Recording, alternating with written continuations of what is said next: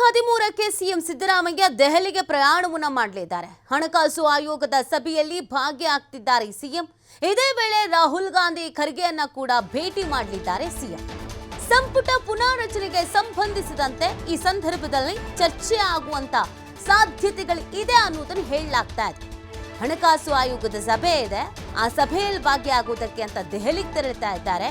ಈ ವೇಳೆ ರಾಹುಲ್ ಗಾಂಧಿ ಮತ್ತು ಖರ್ಗೆ ಅವರನ್ನ ಸಿಎಂ ಭೇಟಿ ಮಾಡಿ ಈ ಸಂಪುಟ ಪುನರ್ರಚನೆಗೆ ಸಂಬಂಧಪಟ್ಟಂತ ವಿಚಾರಗಳನ್ನ ಚರ್ಚಿಸುವಂತ ಸಾಧ್ಯತೆ ಇದೆ. ಡಿಸೆಂಬರ್ ವರೆಗೆ ಸಂಪುಟ ಪುನರ್ರಚನೆ ಬೇಡ ಅಂತ ಹೈಕಮಾಂಡ್ ಹೇಳಿಬಿಟ್ಟಿದೆ. ಆದ್ರೆ ಈ ಬಗ್ಗೆ ಮತ್ತೊಮ್ಮೆ ವರಿಷ್ಠರ ಜೊತೆಗೆ ಮಾತುಕತೆಯನ್ನ ನಡೆಸಲಿದ್ದಾರೆ ಸಿಎಂ ಅನ್ನೋದ್ರ ಬಗ್ಗೆ ಮಾಹಿತಿ ಸಿಗ್ತಾ ಇದೆ. ಬಿಕೆ ಹರಿಪ್ರಸಾದ್ ಸೇರ್ಪಡೆಗೆ ಪ್ರಯತ್ನವನ್ನ ಮಾಡ್ತಾ ಇದ್ದಾರೆ ಸಿದ್ದರಾಮಯ್ಯನವರು.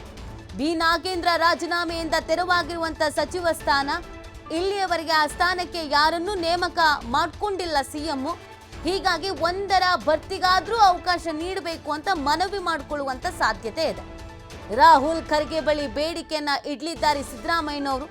ಇದೇ ವೇಳೆ ಚಿನ್ನಸ್ವಾಮಿ ಅವಘಡದ ಬಗ್ಗೆನೂ ಕೂಡ ಮಾತುಕತೆಯನ್ನ ನಡೆಸುವ ಸಾಧ್ಯತೆಗಳಿದೆ.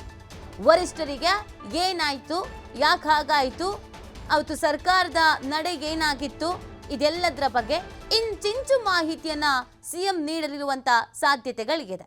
ನೋಡಿ, ಸಂಪುಟ ಪುನರ್ರಚನೆ ಡಿಸೆಂಬರ್ವರೆಗೂ ಯಾವುದೇ ಕಾರಣಕ್ಕೂ ಬೇಡವೇ ಬೇಡ ಅಂತ ಹೈಕಮಾಂಡ್ ನಾಯಕರು ಆಲ್ರೆಡಿ ಹೇಳ್ಬಿಟ್ಟಿದ್ದಾರೆ. ಈಗ ಸರ್ಕಾರ ಆರಾಮಾಗಿ ನಡ್ಕೊಂಡು ಹೋಗ್ತಾ ಇದೆ.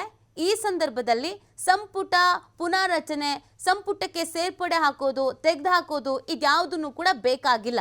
ಸದ್ಯಕ್ಕೆ ಯಾವುದಕ್ಕೂ ನೀವು ಕೈ ಹಾಕಕ್ಕೆ ಹೋಗಬೇಡಿ ಅಂತ ಹೇಳಿದ್ದಾರೆ. ಆದರೂ ಕೂಡ ಅದರ ಬಗ್ಗೆ ಚರ್ಚೆ